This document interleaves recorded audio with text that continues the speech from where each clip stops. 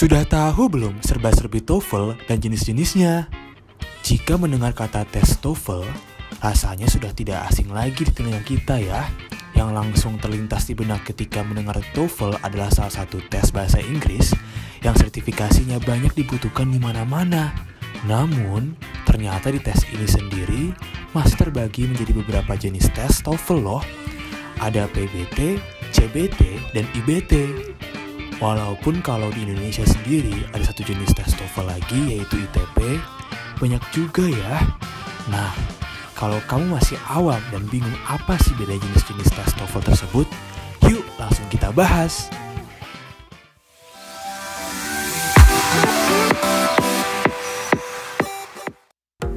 Apa itu TOEFL?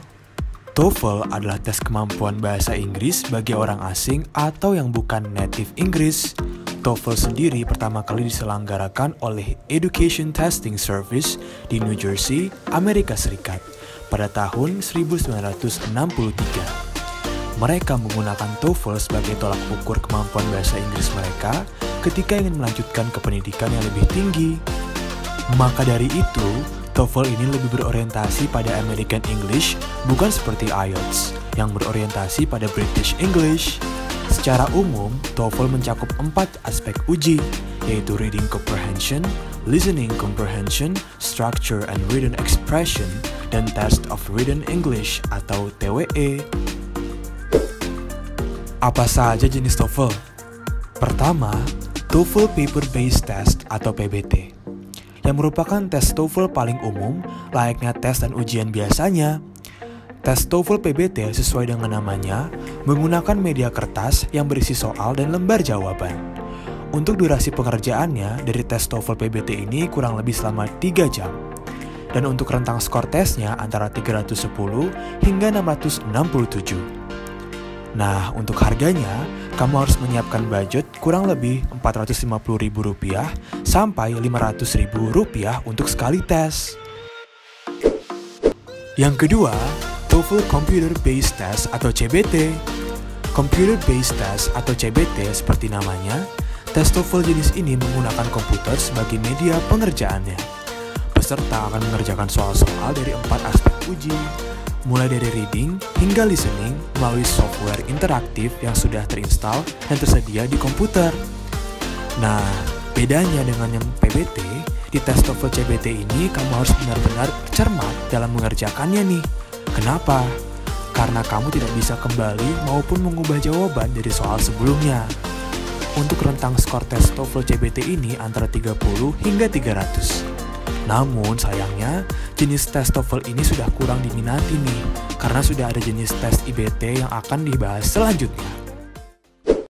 Yang ketiga, TOEFL Internet Based Test atau IBT. Jenis tes TOEFL yang ketiga ini disebut-sebut sebagai Next Generation TOEFL nih. Sebenarnya, Internet Based Test atau IBT ini mirip dengan CBT, sama-sama menggunakan media komputer dalam pengerjaannya. Namun di IBT, komputer yang digunakan harus terkoneksi jaringan internet.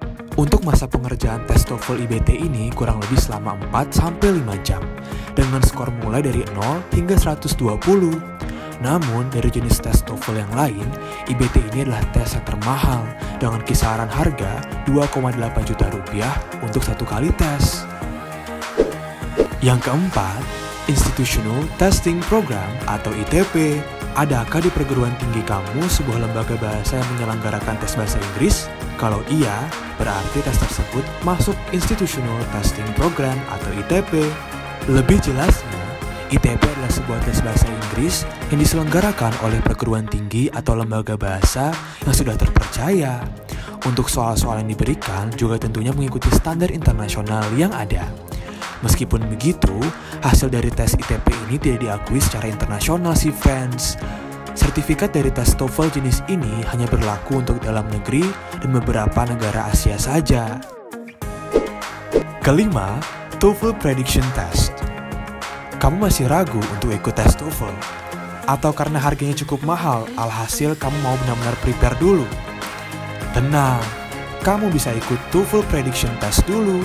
Sebab, TOEFL Prediction Test ini tujuannya sebagai wadah kamu dapat memperkirakan skor tes TOEFL kamu dan sebagai bahan evaluasi kesalahan dan kekurangan yang harus diperbaiki. Apakah sekarang kamu sudah tahu perbedaannya? Jangan sampai salah pilih jenis tes ya, sesuaikan dengan apa yang kamu butuhkan. Kalau kamu ngerasa bahwa channel Kampuspedia bermanfaat, kamu bisa like, komen, dan subscribe channel ini. Dan jangan lupa untuk memfollow Instagram, Facebook, LinkedIn, Twitter, dan official account lain Kampuspedia. Untuk kamu yang gak mau ketinggalan informasi terkini, kamu juga bisa mengakses link website artikel Kampuspedia pada deskripsi di bawah.